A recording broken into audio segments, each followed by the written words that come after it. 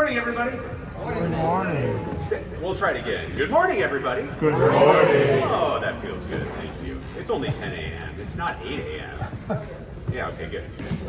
Thanks for being here this morning.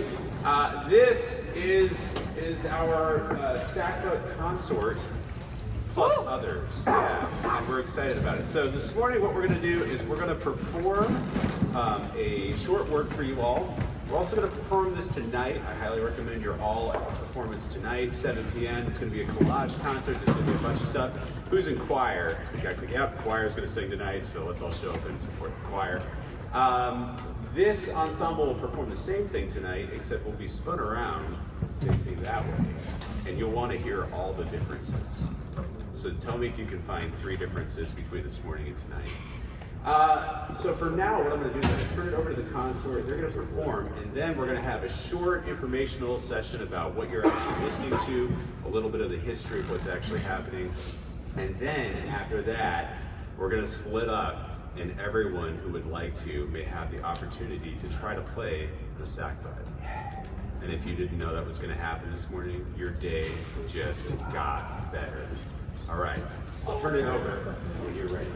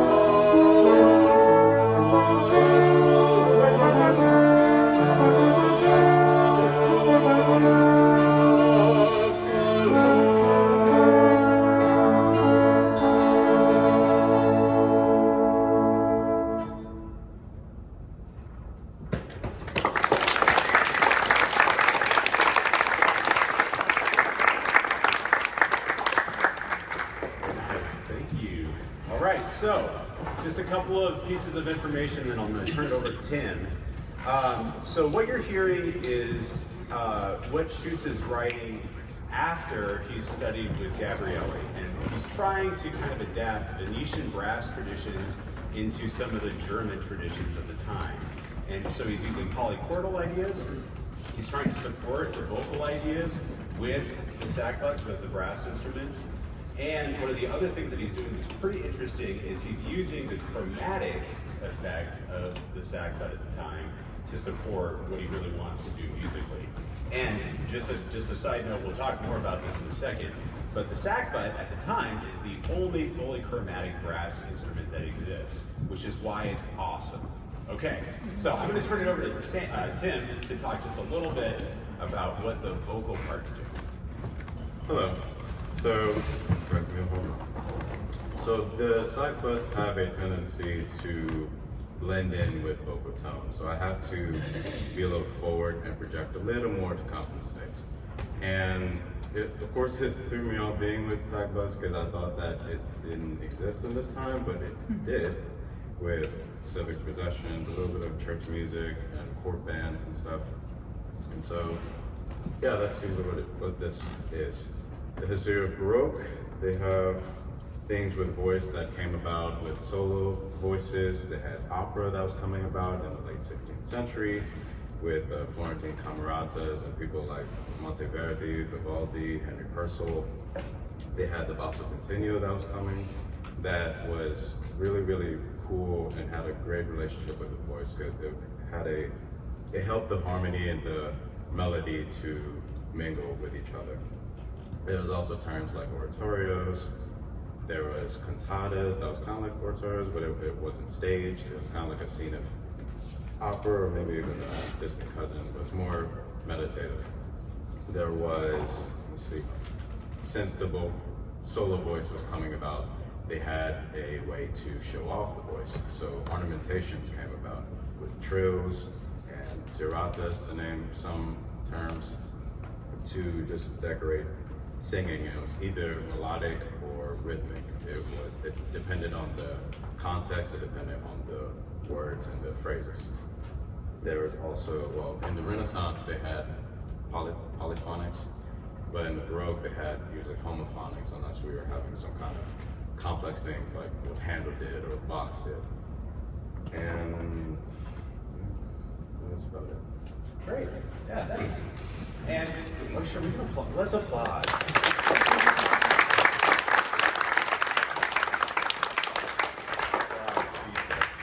Dr. Plummer, would you talk just a little bit about what's happening in the figured bass, the basso continuo, the harpsichord? Sure.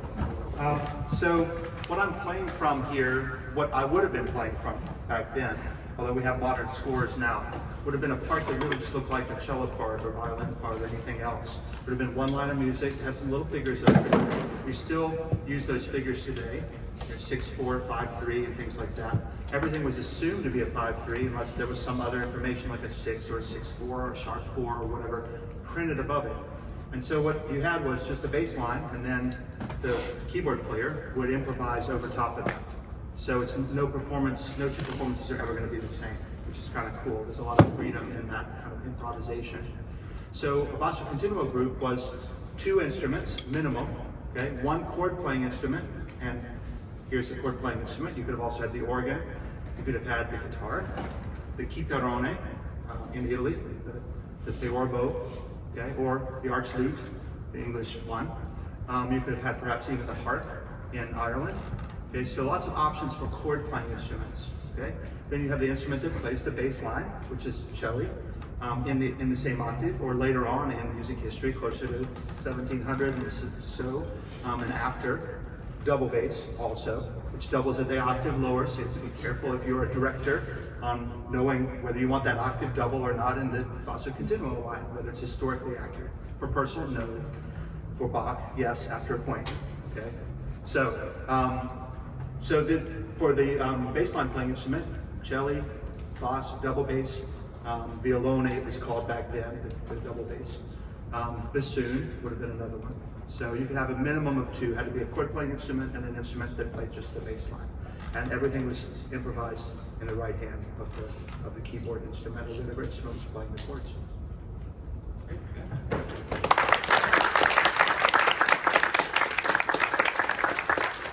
So a little bit more about information about the sackbut. The sackbut is the follow-up to the Renaissance trombone, and I'm going to go ahead and have all the sackbut players hold their instrument up high so everyone can see it. They kind of look like modern trombones, right? Like they're really not that different. I've got two differences to point out. Difference number one, the modern trombone has a larger bell. Okay, the bell flare is a little bit wider. The second difference is the modern trombone has a larger bore size. The tube that you're blowing down is a little bit bigger in the modern trombone. Not that much different though. That's about it, okay? I'm gonna go ahead and have Jacob hold the bass sackbut up. The sackbut is keyed in F. And Jacob, go ahead and hold out the paddle so everybody can see this. Yeah, so this slide is actually too long to reach all the positions without this extension that Jacob can use to get out to all those positions. And that's a completely different technique that we don't learn in modern trombone because we have valves. And valves are new technology, believe it or not. That's brand new technology in the scheme of the trombone. So that paddle was able to assist getting out into all those longer slide positions. And then we've got Blaise over here playing the alto sackbut. This is an E flat. It's teeny tiny, although it's the same length of tubing as our modern alto trombone. Okay, so we haven't changed that much in terms of that. A lot of the period instruments might have been in F, so they would have been 2 octaves or 1 octave higher than this. This one's in E flat. We've got our 2 tenor sackbuts over here. Go ahead and hold them up, tenor players. Neat. All right, those are the exact same key as the modern trombone. They're in B flat because I bought the ones in B flat because they're easier to play. Traditionally, historically accurate instruments might be in C, it might be in E flat. Okay, so there's a couple different options, and it depends on where you are geographically as to what key everybody's putting your instrument in. And Schütz ran into all sorts of issues with the difference between Venetian brass and German brass at the time, what keys things were in, and what keys were easy to play in, or what players were used to playing in. So there were all sorts of kind of considerations that he was taking into account. Something else that I think is really important to know about is the sackbut would not have been played as a solo instrument. So you wouldn't have heard somebody just going down the street playing solo trombone or solo sackbut. It was a consort instrument. So we're used to hearing these instruments at the time in groups of 4 or 8. And it kind of depends on what kind of ensemble you're in. There's a lot of kind of town bands at the time where you would have 8 trombones, 8 sackbuts playing in unison. And often in church music, these instruments are used purely to support either the keyboard instrument, the organ, or to support the voice. Either in choral settings where you've got 4 parts set and each sackbut is supporting each part in the choir, or supporting singular vocalists like we did here today. You might notice in things like if you know the Mozart Requiem, there's trombones in that. And each trombone is just supporting one part of the choir. And they're playing in unison with you. Singers, yeah, they're just playing in unison with you. It's the best gig ever. Nobody hears you, and you're just sitting in front of the choir playing the same thing. So that's kind of the follow-up to that, and that's where that tradition comes from. This could be kind of a question and answer moment. I'll take 2 questions. Does anybody have questions about the sackbut specifically? Because that's what I can answer. Yeah. Why is it called the sackbut? Great question. I should have mentioned that. It's called the sackbut because it sounds funny. It's called the sackbut because it means to push and pull. Okay, so push, pull, you're pushing, pulling the slide. That's why. Yes. Since you mentioned that the bore is a little bit smaller compared to a trombone, are the actual mouthpieces and what the receivers are smaller than a normal one? Great question. So the question's about the smaller bore size and the mouthpiece size. These instruments have kind of modern-ish mouthpieces to assist the players.